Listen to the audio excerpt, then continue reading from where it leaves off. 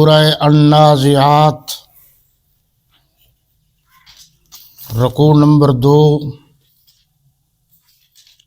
صفحہ نمبر 768 768۔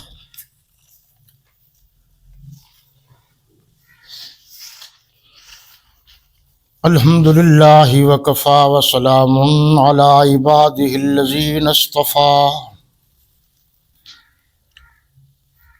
اما بعد فاعوذ باللہ من الشیطان الرجیم، بسم اللہ الرحمن الرحیم۔ أأنتم أشد خلقا أم السماء بناها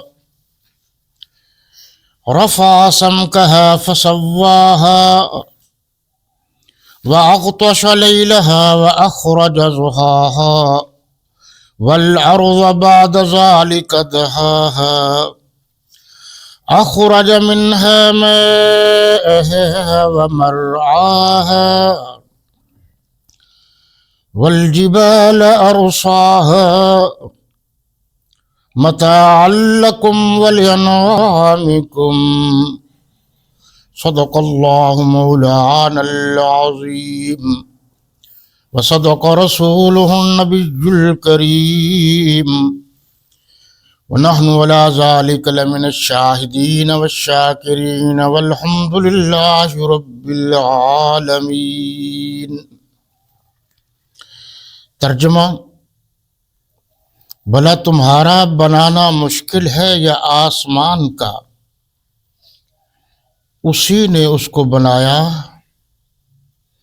اس کی چھت کو اونچا کیا، پھر اسے برابر کر دیا، اور اسی نے رات تاریک بنائی اور دن کو دھوپ نکالی، اس کے بعد زمین کو پھیلا دیا،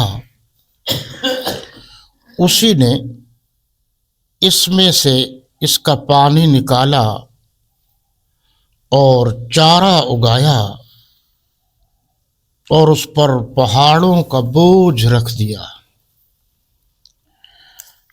آج ہم اللہ تعالی کے فضل و کرم اور اس کی مہربانی سے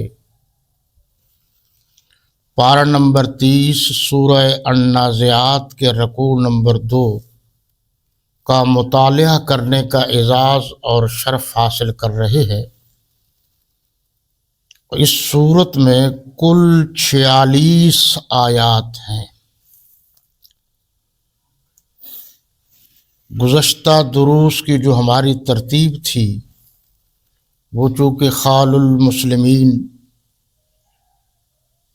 امیر المومنین، خلیفۃ المسلمین، خلیفہ صادق، خلیفہ امین سیدنا امیر معاویہ رضی اللہ تعالی عنہ کے یوم وصال کے سلسلہ میں تقریباً 2 دروس میں بڑی تفصیل سے گفتگو ہو چکی ہے۔ آج پھر وہیں سے شروع کر رہے ہیں جہاں سے ہم نے یہ سلسلہ چھوڑا تھا۔ قرآن مجید کی وہ 2-4 باتیں جو اصولی ہے وہ آپ ذہن میں رکھ لیجیے۔ پورے قرآن میں ہیڈ لائنز کے طور پر 3 عنوان ہیں: توحید، رسالت، قیامت۔ باقی اس کے ضمن میں نیچے آ جاتے ہیں۔ اسی طرح سب سے پہلے اللہ کی خالقیت، اس کے بعد آپ صلی اللہ علیہ وسلم کی نبوت، رسالت، امامت، معصومیت، ختم نبوت۔ اس کے بعد حضرات صحابہ کرام کی حرمت، عزت، ناموس، وقار۔ اسی طرح بنیادی طور پر قرآن مقدس کے سمجھنے کے 3 اصول ہیں۔ اگر یہ تین اصول یاد رہ جائے تو کوئی صاحب ایمان قرآن مجید سے ہدایت ہی پائے گا، مغالطہ نہیں پائے گا۔ پہلی تفسیر کا اصول، القرآن یفسر بعضہ بعضا، کہ قرآن اپنی تفسیر خود کرتا ہے۔ یہ اللہ کا کلام ہے، اس میں بے شمار خوبیاں ہیں، اس کلام کی کوالٹیز ہیں۔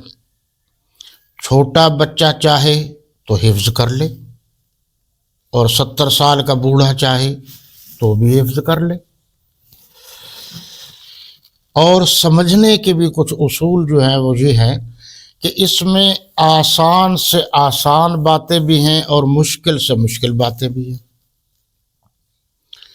یعنی اگر ایک پرائمری پاس بھی قرآن کو سمجھنا چاہے تو وَلَقَدْ يَسَّرْنَا الْقُرْآنَ لِلذِّكْرِ فَهَلْ مِن مُدَّكِرٍ، کہ ہم نے تو قرآن کو آسان بنایا ہے، کوئی ہے جو اس کو سمجھے یا سمجھنے کی کوشش کرے۔ افلا يتدبرون القرآن ام على قلوب اقفالها، کہ تم قرآن پر غور و فکر کیوں نہیں کرتے، یا تمہارے دلوں پر تالا لگا ہوا ہے۔ پہلا اصول کہ قرآن کی تفسیر قرآن سے، آپ جتنا غور کرتے جائیں کسی صورت کو بھی، پہل کچھ ہے بعد میں اس کی تفصیلات ہیں۔ اسی طرح دوسرا یہ ہے کہ قرآن کی تفسیر احادیث نبویہ تھے، تفسیر القرآن الکریم باقوال النبوہ۔ تیسرا، یہ دوسرا تھا، تیسرا یہ ہے کہ تفسیر القرآن الکریم باقوال الصحابہ، کہ حضور صلی اللہ علیہ وسلم کے صحابہ کرام نے جس طرح قرآن کو سمجھا ہے ہم نے اسی طرح سمجھنا ہے۔ تو تین ہو گئے، پہلی تفسیر کا اصول قرآن سے، دوسرا قرآن حدیث سے، تیسرا قرآن کو سمجھنے کا سٹائل، انداز صحابہ کرام سے۔ جس کو یہ تین بنیادی چیزیں سمجھ میں آ گئیں وہ کبھی بھی گمراہ نہیں ہو سکتا۔ اور جب انسان قرآن کو اپنے انداز، سٹائل یا عام لوگوں کی طرح سمجھنے کی کوشش کرے گا تو وہ تفسیر بالرائے کر بیٹھے گا اور وہ پھر گمراہ ہو جائے گا۔ یہاں آپ کو یاد ہوگا کہ میں نے اس پہلے رکوع یعنی سورہ النازعات کے پہلے رکوع کے آخر میں حضرت موسیٰ علیہ السلام کا مختصراً ذکر ہے۔ اچھا، میں بڑا حیران ہوں کہ جس طرح میں نے عرض کیا کہ قرآن کی ہیڈ لائنز تین ہیں بڑی، آگے سمجھنے کے سٹائل جو ہے، انداز، طریقہ، وہ بھی تین ہے۔ اسی طرح جو سب سے زیادہ مشرکین عرب کے اعتراضات تھے، اشکالات تھے اور وہ باتیں بناتے تھے، وہ بھی تین ہیں۔ پہلا ان کا اعتراض تھا اللہ کی ذات پر، کہ اتنے بڑے بڑے کام ہیں تو اللہ اکیلا کیسے کر لیتا ہے؟ دیکھو جی، ہر ایک کے لیے علیحدہ علیحدہ چیز چاہیے، سورج کے لیے علیحدہ چاہیے، نباتات کے لیے علیحدہ چاہیے، جمادات کے لیے علیحدہ چاہیے، شجرات کے لیے علیحدہ چاہیے، حجرات کے لیے علیحدہ چاہیے۔ اس لیے تو ہم نے کئی بت بنا رکھے۔ اس سوال کا جواب بھی آپ کو پورے قرآن میں ملے گا، بار بار ملے گا۔ نمبر دو، وہ کہتے تھے کہ رسالت جو ہے اگر بڑی چیز ہے تو ہم بڑے لوگ ہیں، ہم چودھری ہیں، ہمارے پہاڑ سونے کے ہیں، اتنے قیمتی قیمتی اونٹ ہیں، ہماری جاہ ہے، جلال ہے، پھر تو ہمیں ملنی چاہیے تھی۔ یہ بھی ان کا اعتراض تھا، اس کے بھی جوابات ہیں۔ نمبر تین، ان کا جو اعتراض تھا وہ زیادہ تر قرآن میں موجود ہے، اور وہ یہ تھا، کہتے تھے جناب کہ جب ہم مر جائیں گے، کھپ جائیں گے، مٹی ہو جائیں گے، تو بھلا یہ کیسے ممکن ہے کہ اللہ پھر بنائے گا؟ یہ تین چیزیں آپ ذہن میں رکھیے، اب اس کا جواب بھی آنا ہے۔